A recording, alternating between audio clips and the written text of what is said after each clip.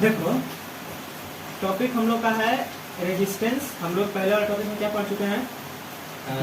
Charge पढ़ चुके हैं, इलेक्ट्रिक करंट पढ़ चुके हैं, वोल्टेज, ओम्स लॉ जितना भी था हम लोग पहले कंप्लीट हो गया है। ठीक, ओम्स लॉ तक हो गया था ना। ओम्स लॉ के बाद आज क्या स्टार्ट होगा? ओम्स लॉ में वोल्टेज और करंट, ओम्स लॉ क्या था? V equal to I R. तो ये हम लोग इसमें से हम लोग V पढ़ चुके हैं, I पढ़ चुके हैं। हम लोग को आज क्या पढ़ना है? I। R मतलब क्या होता है? R मतलब होता है रेजिस्टेंस। R मतलब क्या होता है? रेजिस्टेंस। अब ये रेजिस्टेंस क्या होता है, यही हम लोग को पढ़ना है। ठीक है ना। मान लो हम लोग कहाँ जा रहे हैं, एक मतलब रास्ते पे जा रहे हैं। ठीक है, रास्ते पे हम लोग क्या कर रहे हैं, एक जगह रास्ते पे जा रहे हैं। अब जाते जाते एक रोड ऐसा आया जो कि मतलब उस पर बहुत कम आदमी थे। उसमें क्या थे? बहुत मतलब भीड़ भाड़ बहुत कम था।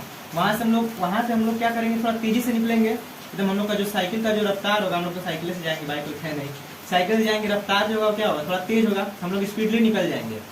अब दूसरा रोड अगर हम लोग क्या किए, फाटक पार किए, अब अगली तरफ देखना पूरा जाम लगा है। क्या लगा है? पूरा जाम लगा, यानी कि आदमी यहाँ पे मतलब भीड़ एकदम खचाखच भरा हुआ है। तो वहां से अगर हम लोग पार होंगे तो वहां से हम लोग धीरे जाएंगे कि तेज जाएंगे? धीरे धीरे, क्योंकि ट्रैफिक ज्यादा होने से क्या हो रहा है, ट्रैफिक जहाँ पे ज्यादा है, आदमी लोग जहाँ पे ज्यादा है, तो हम लोग का स्पीड क्या हो जा रहा है? कम हो जा रहा है। और जहाँ पे ट्रैफिक कम है, जहाँ पे आदमी लोग क्या है, कम है, तो वहाँ पे क्या हो जा रहा है, हम लोग का स्पीड ज्यादा हो जा रहा है। उसी तरह इलेक्ट्रिक करंट में भी होता है। कैसे होता है? मान लो ये कॉपर वायर है। ठीक है, कॉपर वायर है, तो इसके पास इसका खुद का इलेक्ट्रॉन होगा जो कि फ्लो करता है। और हम लोग पढ़े हैं कि इलेक्ट्रॉन के फ्लो होने से क्या होता है? इलेक्ट्रिक करंट जनरेट होता है। ठीक, इलेक्ट्रॉन इसका जब फ्लो करेगा तभी तो इलेक्ट्रिक करंट होगा ना। तो इसका इलेक्ट्रॉन निकला और क्या किया? फ्लो किया, तो क्या हो गया? इलेक्ट्रिक करंट जनरेट, मतलब कि इलेक्ट्रिक करंट इसमें से क्या होने लगा? प्रवाहित होने लगा। अब देखिए क्या हुआ ना, अब जरूरी तो है ना कि कॉपर पूरा शुद्ध हो, मतलब पूरा प्योर हो, ये तो जरूरी नहीं है। इसके साथ मान चलो थोड़ा कोई मिलावट आ गया, कुछ इसमें मिला हुआ है, तो उसका भी तो एटम होगा ना। जो सब्सटेंस कॉपर के साथ मिला हुआ है उसका भी तो एटम इस कॉपर में प्रेजेंट होगा। मान के चलो कोई दूसरा जो मिला तो उसका एटम यहाँ पे क्या है? प्रेजेंट है। और अदर जो इसका खुद का इलेक्ट्रॉन है वो भी क्या है? इसमें क्या है? प्रेजेंट है। जो इसका खुद का एटम है वो भी इसमें क्या है? प्रेजेंट है। और कुछ इलेक्ट्रॉन तो इसका फ्लो कर ही रहा है, इसका खुद का इलेक्ट्रॉन भी क्या है? इसमें प्रेजेंट है। और जो बाहरी एटम मिला हुआ है, जो बाहरी सब्सटेंस मिला हुआ है, उसका भी एटम इसमें क्या है? प्रेजेंट है। तो अब ये बात बताओ, ये इलेक्ट्रॉन क्या किया? फ्लो करना शुरू किया। अब ये इलेक्ट्रॉन यहाँ से फ्लो करना शुरू किया, यानी कि करंट फ्लो होना शुरू हो गया। अब अगर इसके रास्ते में ज्यादा एटम्स मिलेंगे, क्या होंगे? ज्यादा एटम्स मिलेंगे। कॉपर की जो वायर है उसमें अगर ज्यादा एटम्स मिलेगा तो इसका स्पीड कम हो जाएगा कि ज्यादा हो जाएगा? स्पीड कम हो जाएगा। अगर इसमें क्या होगा, अगर पूरा एकदम साफ है, मान चलो बहुत कम एटम, जैसे 1 2 3 4 ऐसा, मतलब बहुत कम एटम प्रेजेंट है, तो ये जाएगा तो इसमें तो टकराएगा नहीं। रास्ता ज्यादा फाका है तो ये क्या करेगा? एकदम स्पीडली निकल जाएगा। जैसे हम लोग निकल रहे थे, ट्रैफिक कम था तो हम लोग क्या किए? स्पीडली निकल गए। और ट्रैफिक ज्यादा था तो हम लोग क्या होता है? धीरे धीरे निकल पा रहा है। यहाँ पे वैसे ही है, एटम बाहरी एटम क्या है यहाँ पर? ज्यादा है। तो बाहरी एटम ज्यादा होने के कारण क्या हो रहा है? बाहरी एटम ज्यादा होने के कारण क्या हो रहा है कि इलेक्ट्रॉन का जो फ्लो है वो क्या हो पा रहा है? धीरे हो रहा है। और एटम कम होने के कारण क्या, इलेक्ट्रॉन का फ्लो जल्दी हो रहा है। यानी कि और ये जो ये सब प्रेजेंट है ना, जो बाहरी एटम, यही सब काम कर रहे हैं। इसको किस चीज क्या क्या काम कर रहे हैं ये लोग? इलेक्ट्रॉन को रोकने का काम कर रहे हैं। इलेक्ट्रॉन रोकने, इलेक्ट्रॉन फ्लो मतलब क्या? करंट यानी कि ये सब जो पार्टिकल्स हैं, अलग पार्टिकल्स, ये क्या कर रहे हैं? इस करंट को रोकने का काम कर रहे हैं। तो यानी कि ये जो सब्सटेंस है, ये जो यहाँ पे एटम है, ये क्या है? इसी को हम लोग बोल देंगे रेजिस्टेंस। इसी को हम लोग क्या बोल देंगे? रेजिस्टेंस। क्या हो रहा है? जो भी एटम्स यहाँ पे प्रेजेंट है, ये क्या कर रहे हैं? मतलब जो करंट है उसके मार्ग में क्या कर रहा है? बाधा उत्पन्न कर रहा है। क्या कर रहा है? बाधा उत्पन्न कर रहा है। जिसके कारण क्या हो रहा है? करंट का जो फ्लो करने का जो वेग है, जो स्पीड है, वो क्या हो जा रहा है? कम हो जा रहा है या तो ज्यादा हो जा रहा है। ठीक है, अगर रेजिस्टेंस का हम लोग अगर, तो यहाँ से हम लोग क्या समझ में आया? अगर रेजिस्टेंस ज्यादा होगा, यानी कि अगर कॉपर वायर, इसमें क्या होगा? रुकावट अगर ज्यादा आएगा तो इलेक्ट्रिक करंट घटेगा कि बढ़ेगा? घटेगा। अगर रेजिस्टेंस कम होगा, रेजिस्टेंस क्या होगा? कम होगा, तो इलेक्ट्रिक करंट बढ़ेगा कि घटेगा? बढ़ेगा। यानी कि अगर हम लोग इलेक्ट्रिक करंट को हम लोग आई से डिनोट करते हैं, इलेक्ट्रिक करंट आई से होता है डिनोट। अब अगर इसका रिलेशन निकाले तो I is directly proportional to नहीं, I is inversely proportional to R, ठीक है ना। I is inversely रेजिस्टेंस का प्रतिरोध विपरीत है, विपरीत का मतलब विलोमानुपाती, विलोमानुपाती। यानी कि अगर रेजिस्टेंस बढ़ेगा ये घटेगा, करंट घटेगा, अगर रेजिस्टेंस घटेगा तो करंट बढ़ेगा। ठीक है, तो यहाँ तक आ गया समझ में। इलेक्ट्रिक करंट जो होता है, इलेक्ट्रिक करंट क्या होता है, इलेक्ट्रिक करंट डिपेंड करता है, इलेक्ट्रिक करंट रेजिस्टेंस पे डिपेंड कर रहा है। कैसे डिपेंड कर रहा है, अगर रेजिस्टेंस बढ़ेगा तो इलेक्ट्रिक करंट घटेगा। क्यों, क्योंकि जो रेजिस्टेंस बढ़ने से इलेक्ट्रिक करंट घट क्यों रहा है, क्योंकि अगर रेजिस्टेंस बढ़ेगा तो इसमें जो एटम्स है क्या है, इसका मतलब क्या है कि एटम यहाँ पे ज्यादा है, जो कि इस इलेक्ट्रॉन के फ्लो में क्या कर रहा है, बाधा उत्पन्न कर रहा है। बाधा उत्पन्न करने के कारण उसका वेग क्या हो जा रहा है, कम पड़ जा रहा है, जिसके कारण इलेक्ट्रिक करंट भी कम हो रहा है। ठीक है, अब अगर हम लोग नेक्स्ट टॉपिक को समझे, ये रेजिस्टेंस किस किस चीज पर डिपेंड करता है, मतलब कि क्या ऐसा चीज होगा, मतलब कि इस वायर में हम लोग क्या करा रहे हैं, फ्लो करा रहे हैं करंट को, तो इस वायर में ऐसा क्या क्या चीज रहेगा जो कि रेजिस्टेंस पर डिपेंड करेगा, यानी कि क्या ऐसा चीज रहेगा जो रेजिस्टेंस को बढ़ा देगा, क्या ऐसा चीज रहेगा जो रेजिस्टेंस को घटा देगा। ठीक, ये हम लोग अगर पढ़े, यानी कि फैक्टर अफेक्टिंग रेजिस्टेंस, मतलब कि रेजिस्टेंस मतलब प्रतिरोध को प्रभावित करने वाले कारक, तो उसमें अगर हम लोग देखें तो इसमें 4 आता है। पहला अगर हम लोग देखें तो इसमें होता है जो तार है ना, वो उस तार का लंबाई, तार नहीं बोलेंगे इसको, चालक, चालक, हाँ चालक की लंबाई, चालक की लंबाई अगर हम लोग देखें, अगर इसको हम लोग चेक किए तो देखो ये एक ऐसा चालक था, ठीक है, ये चालक था। अब इस चालक में मान के चलो यहाँ पे 20 बाहरी एटम प्रेजेंट है जो कि क्या करेंगे, इलेक्ट्रॉन के फ्लो में बाधा उत्पन्न करेंगे। अगर इस चालक की लंबाई को क्या करें, बढ़ा दे, इस चालक की लंबाई क्या करें, बढ़ा दे, यानी कि ज्यादा लंबा चालक ले लें, क्या करते, ज्यादा लंबा चालक ले लें। तो अगर ज्यादा लंबा चालक ले रहे हैं तो उसमें इलेक्ट्रॉन भी बढ़ जाएगा, यानी कि प्रतिरोध भी बढ़ जाएगा। प्रतिरोध जब बढ़ जाएगा तो क्या होगा, इलेक्ट्रॉन का, अरे मतलब इलेक्ट्रॉन का फ्लो क्या होगा, कम होगा। प्रतिरोध बढ़ेगा तो इलेक्ट्रॉन का फ्लो क्या होगा, कम, यानी कि विद्युत धारा का प्रवाह क्या होगा, कम होगा। यानी कि अगर चालक की लंबाई हम लोग बढ़ाते हैं तो विद्युत धारा का प्रवाह क्या होगा, कम हो जाएगा। क्या हो जाएगा, कम हो जाएगा, क्योंकि चालक की लंबाई बढ़ाने से उस चालक का जो प्रतिरोध है वो प्रतिरोध क्या हो जाएगा, बढ़ जाएगा, जिसके कारण जो करंट है वो क्या हो जाएगा, उसका जो प्रवाह का वेग है वो क्या हो जाएगा, घट जाएगा। पहला फैक्टर, तो यहाँ से हम लोग क्या निकाले कि R यानी कि जो प्रतिरोध है वो किस पे डिपेंड कर रहा है, R is directly proportional to A, cross section, क्या बोलते हैं इसको, A नहीं यार, L बोलते हैं, ठीक है ना, L, R is directly proportional to L, यानी कि जो कंडक्टर का जो लंबाई है, कंडक्टर का जो लंबाई है उसके लंबाई पे क्या कर रहा है, डायरेक्टली मतलब डिपेंड कर, यानी कि अगर लंबाई बढ़ेगा तो क्या ना, ठीक है, तो चालक की लंबाई पे क्या हो रहा है, एक चालक की लंबाई पर डिपेंड करता है, यानी कि अगर हम लोग चालक का लंबाई यानी कंडक्टर का जो लेंथ है उसको क्या कर रहे हैं, इंक्रीज कर रहे हैं, तो प्रतिरोध भी क्या हो जाएगा, बढ़ जाएगा। ठीक है, दूसरा जो ये डिपेंड करता है, दूसरा डिपेंड करता है चालक का जो एरिया है, चालक का जो एरिया है या फिर बोल सकते हैं जो चौड़ाई है। अगर हम लोग चालक का चौड़ाई क्या करते हैं, बढ़ाते हैं, चालक का चौड़ाई क्या करते हैं, बढ़ाते हैं, तो चालक का चौड़ाई बढ़ाने से रेजिस्टेंस क्या हो जाता है, घटता है। यानी कि अगर हम लोग एरिया को ए से डिनोट करें तो ये, ठीक है, यानी कि रेजिस्टेंस,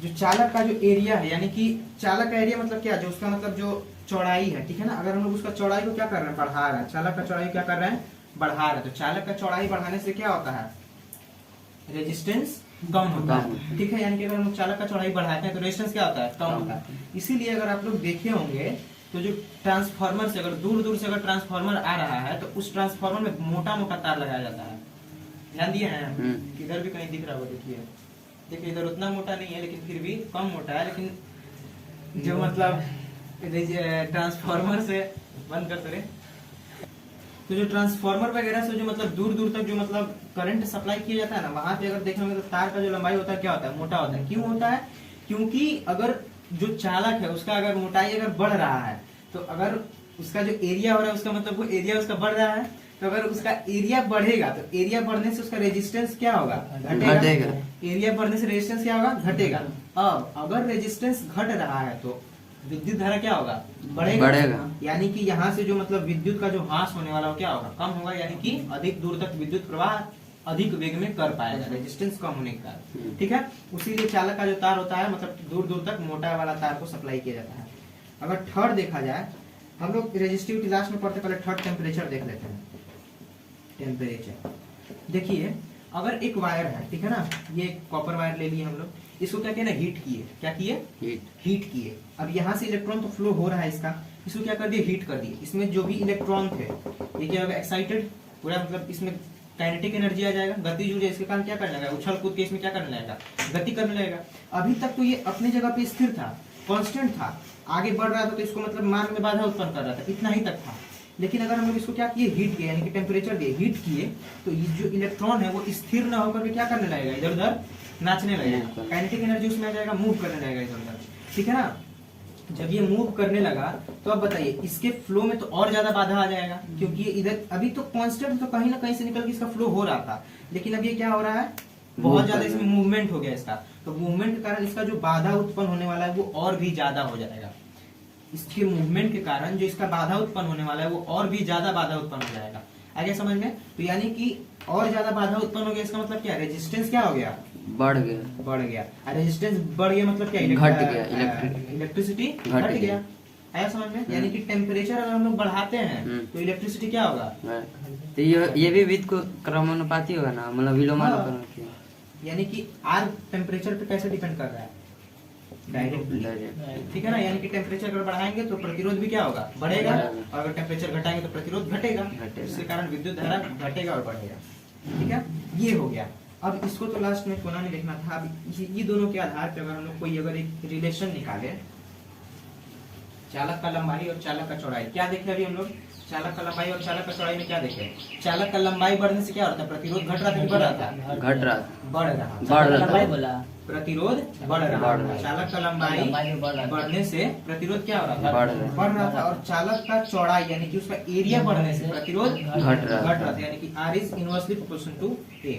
अब अगर हम लोग जॉइंट वेरिएशन पढ़े हैं तो जॉइंट वेरिएशन के द्वारा अगर हम लोग इसको जॉइंट करें तो R is proportional to L by A होगा। और अगर हम लोग थोड़ा सा इसको अगर इक्वल में लेकर जाए तो यहाँ पे कांस्टेंट एक निकल करके आता है ये S से, जिसको हम लोग क्या बोलते हैं, रॉ बोलते हैं। क्या बोलते हैं, रॉ, RHO, रॉ, ठीक है ना। अब इसी का एक स्पेसिफिक नाम हो जाता है क्या, प्रतिरोधकता, रेजिस्टिविटी। क्या हो जाता है, रेजिस्टिविटी। बहुत जगह ऐसा मतलब सुने हैं कि मतलब जो रेजिस्टेंस और रेजिस्टिविटी को क्या बताया जाता है, सेम, कि दोनों क्या है, सेम है। लेकिन ऐसा नहीं है, रेजिस्टेंस अलग है और रेजिस्टिविटी भी उससे लगभग सेम है, लेकिन उतना मतलब बोल दिया जाए कि पूरा पूरी सेम है, ये गलत है। पूरा पूरी सेम नहीं है। रेजिस्टिविटी क्या होता है उसको हम लोग आज थोड़ा देख लेते हैं। अगर हम लोग डायरेक्टली सिर्फ रेजिस्टिविटी को निकालना चाहते हैं तो रेजिस्टिविटी का फॉर्मूला क्या निकलेगा, यहाँ से ये अगर करे तो RA/L यही निकलेगा ना। तो जो रेजिस्टेंस का तो ऐसे ही बताया नहीं ना, ऐसे यूनिट क्या होता है रेजिस्टेंस का, ओम होता है ना, ओम। क्या होता है, इसे सिग्मा इसको बोलते हैं, ठीक है ना। ये क्या है, सिग्मा। इसके साइन द्वारा इसको क्या किया जाता है, दिखाया जाता है ऐसे, ठीक है ना। तो अगर हम लोग आर का देखें तो आर का जो ऐसा यूनिट क्या है, ओम, ठीक है। एरिया का क्या है, मीटर स्क्वायर, मीटर स्क्वायर, ठीक है। और ये नीचे क्या है, मीटर, क्या है, मीटर। अब देखिए मीटर, एगो मीटर से एगो मीटर क्या हो गया, कट गया। तो जो रेजिस्टिविटी निकल के आया इसका ऐसा यूनिट क्या हो जाएगा, ओम पर मीटर। ओम मीटर, ओम पर मीटर कहाँ दिख रहा है, नीचे कुछ बचा नहीं, तो ओम मीटर। यानी कि जो रेजिस्टिविटी निकल के आ रहा है, रेजिस्टिविटी क्या है, रेजिस्टिविटी का ऐसा यूनिट क्या होगा, ओम मीटर। पहला डिफरेंस यही दिखा। जो रेजिस्टेंस का ऐसा यूनिट क्या है, ओम मीटर। ओम रेजिस्टेंस का ऐसा यूनिट क्या है, ओम। और रेजिस्टिविटी का ऐसा यूनिट ओम मीटर, ठीक है। अब रेजिस्टिविटी के बारे में थोड़ा सा डिटेल में जाते हैं, रेजिस्टिविटी है क्या, ठीक है ना। अब थोड़ा सा अगर रेजिस्टिविटी को देखें तो रेजिस्टिविटी क्या है,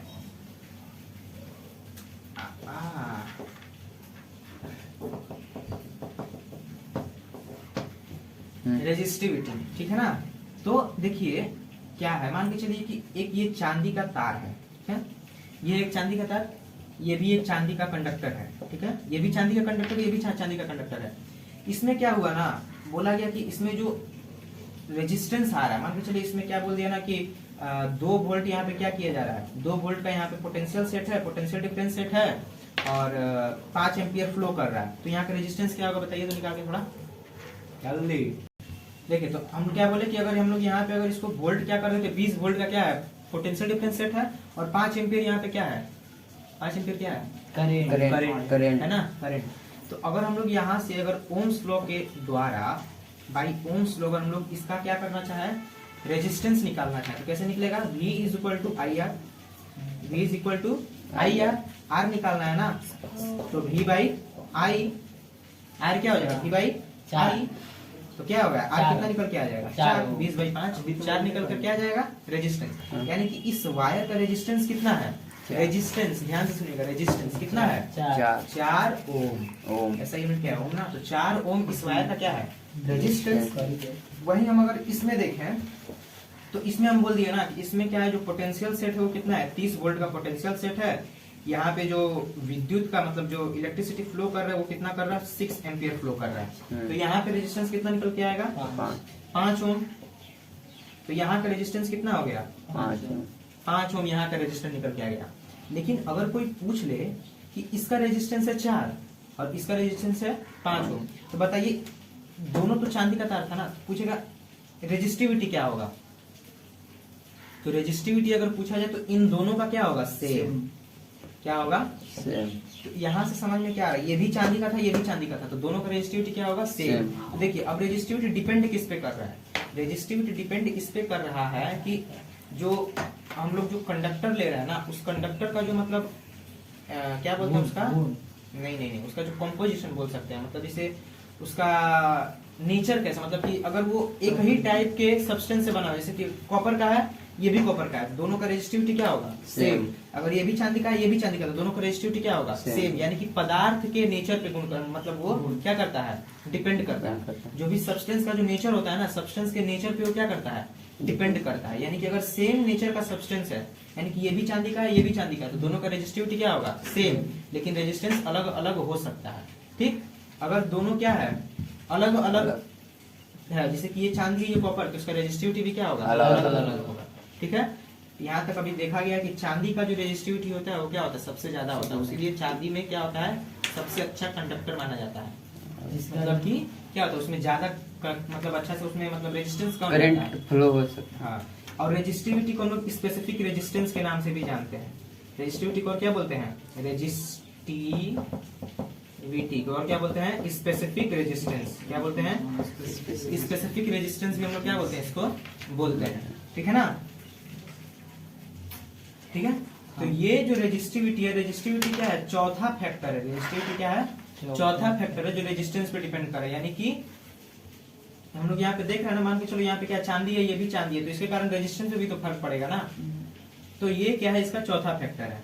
पहला फैक्टर हम लोग क्या पढ़े लंबाई, यानी कि अगर कंडक्टर का लंबाई बढ़ाते हैं तो रेजिस्टेंस क्या होगा घटेगा, अगर कंडक्टर का एरिया बढ़ाते हैं तो नहीं लंबाई बढ़ाने से रेजिस्टेंस बढ़ेगा, लंबाई अगर बढ़ाते हैं तो रेजिस्टेंस क्या हो रहा है बढ़ रहा है, और अगर एरिया हम लोग उसका बढ़ाएं तो रेजिस्टेंस घट रहा है, अगर टेम्परेचर बढ़ाएं तो रेजिस्टेंस बढ़ रहा है, और अगर रेजिस्टिविटी देखा है तो रेजिस्टिविटी में अगर अलग अलग पदार्थ अलग अलग क्या बोलते हैं अलग अलग प्रकृति का पदार्थ रहे तो उसका क्या होगा रेजिस्टेंस अलग अलग होगा, और रेजिस्टिविटी लेकिन क्या होगा सेम होगा अगर सेम पदार्थ है तब। ठीक है, बस। तो अब हम लोग को ये समझना है कि जो रेजिस्टिविटी है, हम लोग रेजिस्टिविटी समझ ले क्या होता है। अब ये जो रेजिस्टिविटी है ये रेजिस्टेंस पे कैसे डिपेंड कर रहा है, रेजिस्टिविटी रेजिस्टेंस पे कैसे डिपेंड कर रहा है हम लोग क्या करना है ये समझना है। देखिए मान के चलिए हम लोग क्या लिए एक चांदी का तार लिए एक और चांदी का तार लिए, तो हम लोग अगर यहाँ पे देखें तो दोनों का रेजिस्टेंस क्या रहेगा सेम रहेगा, रेजिस्टिविटी दोनों का क्या रहेगा सेम रहेगा, तो यहाँ पे जो करंट फ्लो होगा वो भी क्या होगा सेम होगा।